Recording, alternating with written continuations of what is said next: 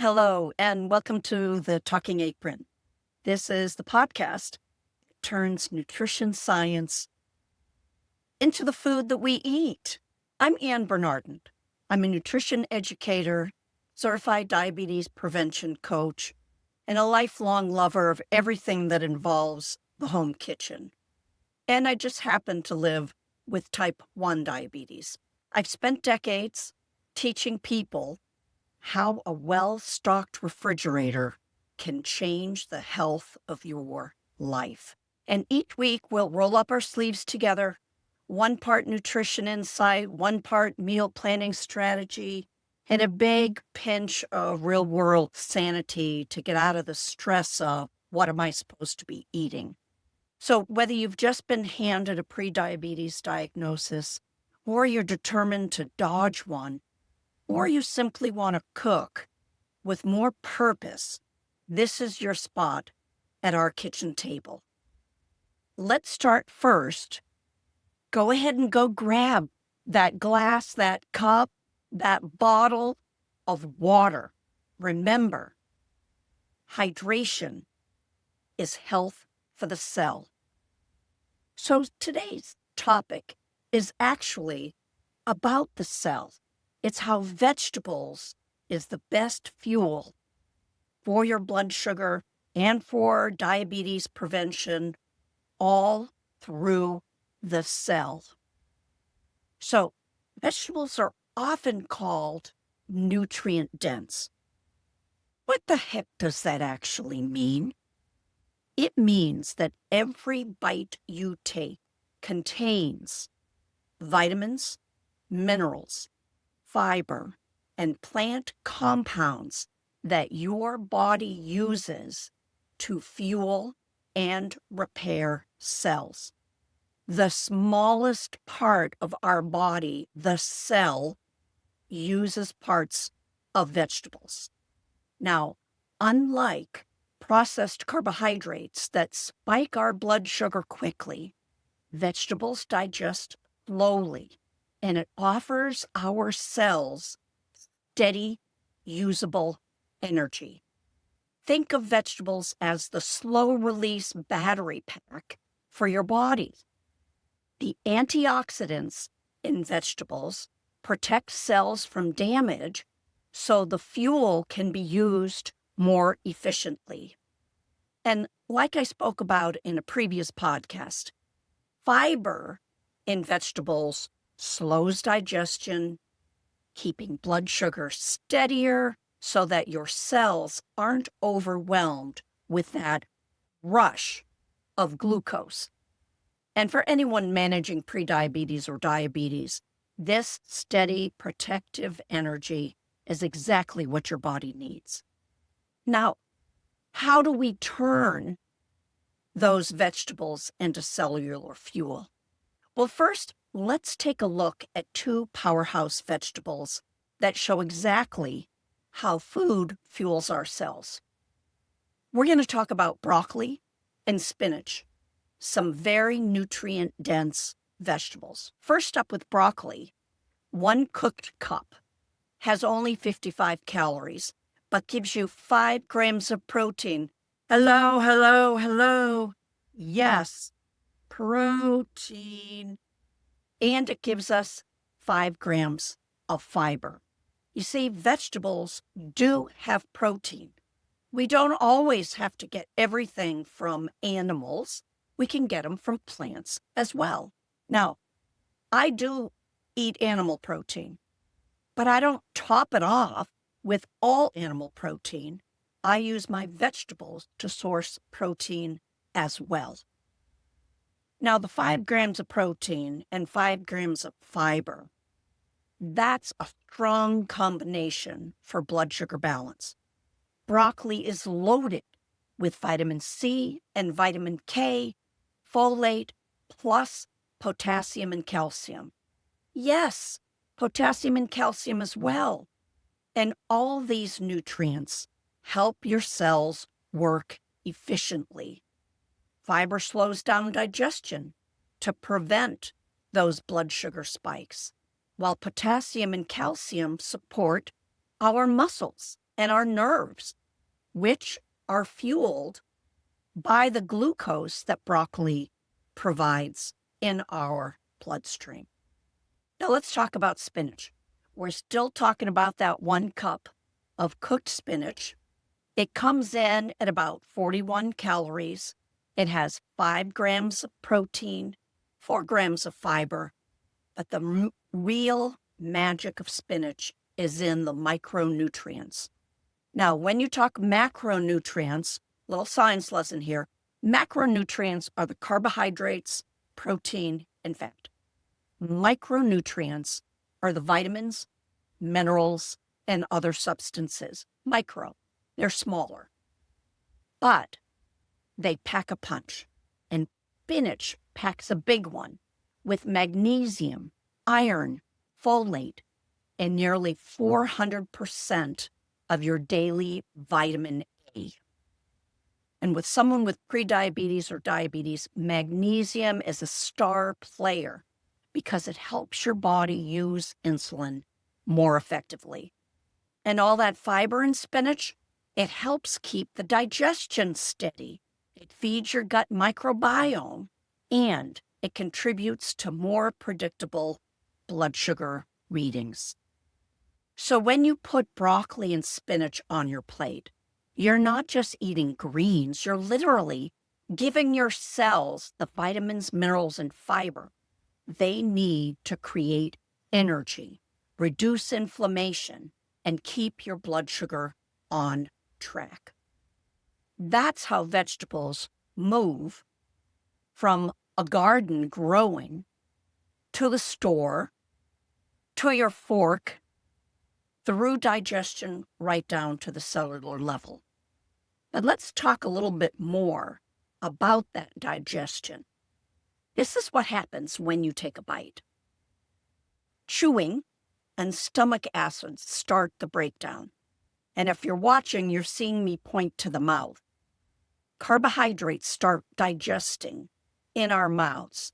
That's why if you're a diabetic like myself and your blood sugar is dropping low, or someone has passed out and they're diabetic, you always want to put that sugar in the mouth because it'll digest faster right when it's there.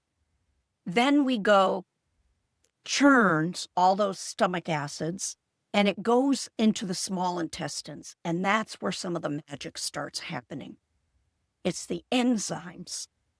They start breaking down the carbohydrates into those glucose pieces, the proteins into amino acids, and the fats into something called fatty acids. And then the fiber, it resists that full breakdown, and it travels to the large intestines. Now, we always hear about fiber and helping us poop. Defecate, pass a bowel movement. Any way you look at it, what we eat comes in our mouth and goes out the tube through our anus. Yes, I'm saying that word, poop. Fiber resists that breakdown. And when it gets into the large intestines, it is feeding the postbiomes. You heard it. It is feeding the gut bacteria in the large intestine. And that's where secondary magic happens. That creates our short-chain fatty acids, or SCFAs. Now, all those glucose molecules, they're going to go through your intestinal lining into our bloodstream. And then they move into the cells with the help of insulin. And that's where they're converted. The glucose molecules are converted into ATP, or energy, in the cell. Really important. So vegetables don't just sit in your gut. They literally transform into the power that keeps your muscles moving, your brain thinking, and your heart beating. All right, let's get a little bit down and dirty personal here. Are you someone that cares about your future health? And are you concerned about diabetes, or maybe you've just been handed a high A1C, or the word pre-diabetes was mentioned at your last doctor's visit? Now your mind is spinning.